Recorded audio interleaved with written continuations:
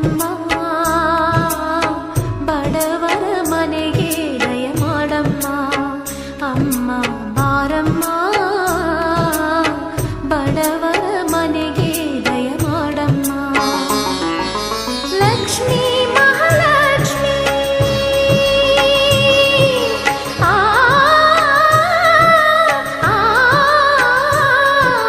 Lakshmi Mahalakshmi, Lakshmi Jayalakshmi, Lakshmi Shubhalakshmi, ನಿಧನವಾಗಿ ಧಾನ್ಯವಾಗಿ Baramma,